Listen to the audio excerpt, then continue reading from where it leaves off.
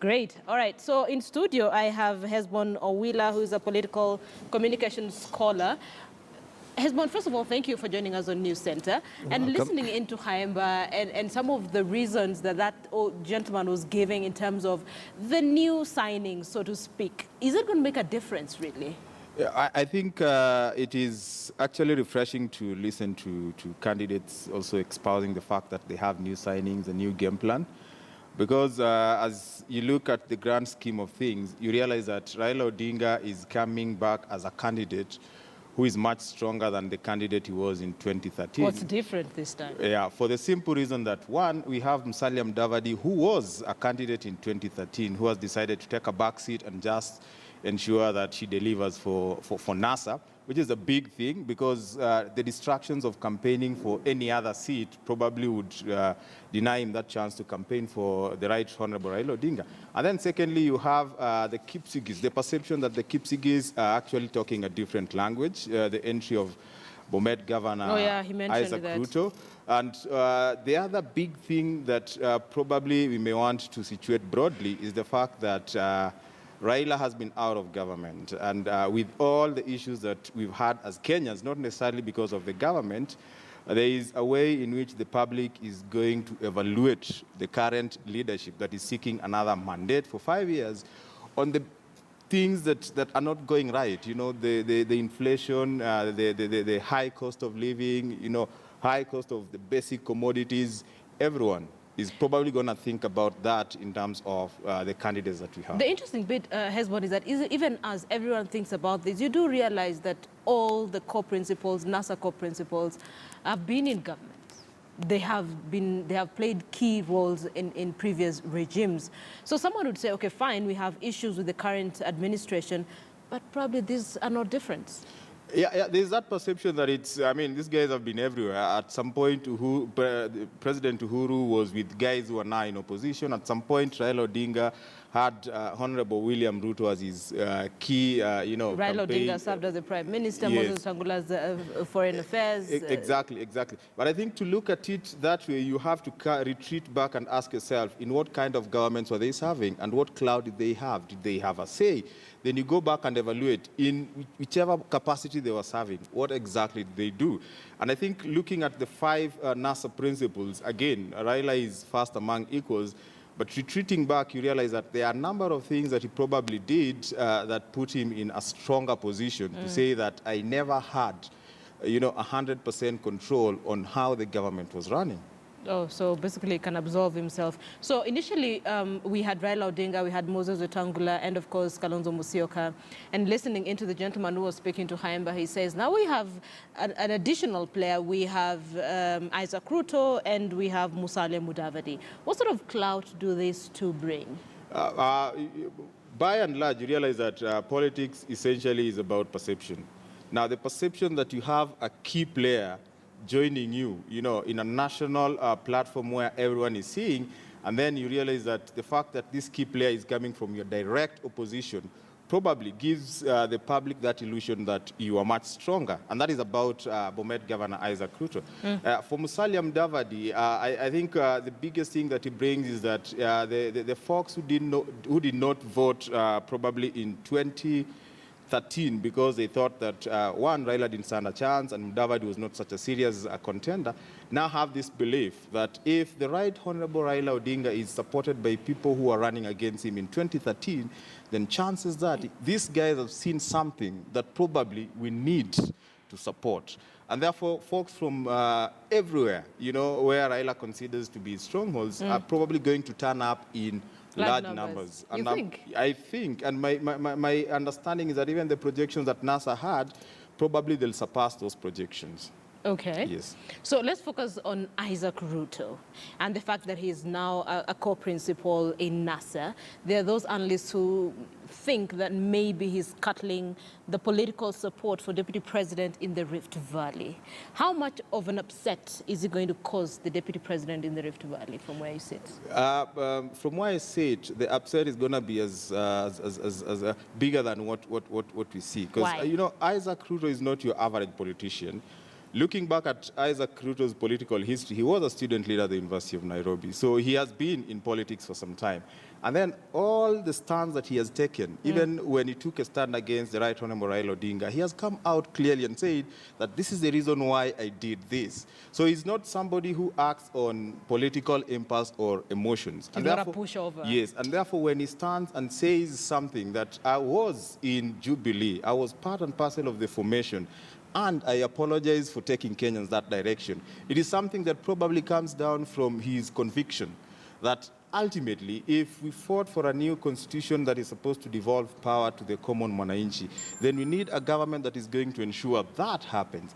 And there is that perception that he has moved to a lineup that he believes will deliver that. And the moment the people begin to understand some of these things, that it is not about who is the president, it's about the resources that trickle down. And I think ODM and NASA by extension have branded themselves as an outfit that is looking at how these resources will benefit the common mwananchi on the ground. And that makes the entry of Bomet Governor Isaac Ruto such a big thing for NASA. Really? Yes. So the other issue that they were talking about is they say the whole NASA composition represents the face of Kenya. Of course, just a couple of days after they unveiled their flag bearer, we had a couple of leaders from Western Kenya, from the Kamba region, raising their concern, saying they don't think this was actually a good deal. One, for Musalia Mudavadi, and two, for Kalonzo Musyoka. Do you see at any point where probably there will be some disagreement on how this deal was arrived at, and probably that would sort of cut into the support that NASA has? Well, I think there are few people who are disgruntled in the sense that they belong to political parties that did not get to produce the flag bearer, which is understandable. And of course, some of these things will, will wane down as time goes. And looking at it broadly, you cannot have a group of 3 principals soldier together for the last 4 years, only to come to the 5th, let me say the 5th year, and disintegrate. Yeah. With or without their lieutenants. Lieutenants will always push their principles because there is always something when it is your person at the top. And then, of course, there are benefits. There are benefits, of course. And then, of course, when you have 3 principles joined by 2 other principles, and then these 2 other principles still agree on having one of the 3 principles, then it tells you that this is an arrangement that was well thought. And because you cannot win everyone, probably they'll be dealing with a few dissenting voices, which is probably something that happens every day in politics. Okay, so now they're focusing on NASA and the flag bearer, Raila Odinga, and of course ODM. I'd like us to talk a little bit about opposition leaders threatening to boycott elections if the presidential results are not announced at the constituent level, as we line up what Devolution Cabinet Secretary Mwangi Kunjuri said, I think it was yesterday, on that threat by ODM. What are your thoughts on the fact that ODM are not threatening? I mean, we're not going to go to the polls. Well, one thing I know is that we're going to have the elections. And then the other thing is I totally want to dissociate myself with the idea that they threatened to boycott, because they did not. From where I see it, they did not. They just said clearly that we're not going to have an election. Not having an election is not the same as boycotting. Okay, hold on, Hezbon. I'm hoping that the team at the gallery can get for me the bite where NASA was saying they will not take part in the election, and then we'll listen to the Cabinet Secretary, Devolution Cabinet Secretary. Go on. And you see, I mean, if somebody made that statement, it is clear that Honorable James Orengo and Senator Mudhama came out and said that you cannot have an election if this election itself is flaunting the Constitution. Therefore, we will not have the election. And it should be put broadly that that does not easily translate to boycotting the election. And it is unfortunate if we have a situation where any of the political sides of the divide boycott the election. Because we need the election. We need to give another team the mandate to run this country for the next 5 years. Okay, let's listen into the back and forth on whether or not ODM wants to take part in the upcoming general election, depending on which way this goes. Let's listen in. The High Court of Kenya, in an unanimous decision, ruled that the presidential election results declared at the polling station and the constituency level are final and cannot be overturned unless a court order is issued. This decision reaffirmed the provisions of the Constitution on finality of election results declared at the constituency level. Sasa Jubilee imegundua kwamba hawatafaulu hata kidogo wakifanya mambo hayo. Sasa wameanza mbinu zao za kujaribu kuenda kotini na kubadilisha hiyo sheria ambao waliipeleka kotini na ikakataliwa. Na jaji mwenyewe mkuu wa mahakama akasema kwamba kura zote zihesabiwe katika constituency na hiyo iwe ni mwisho.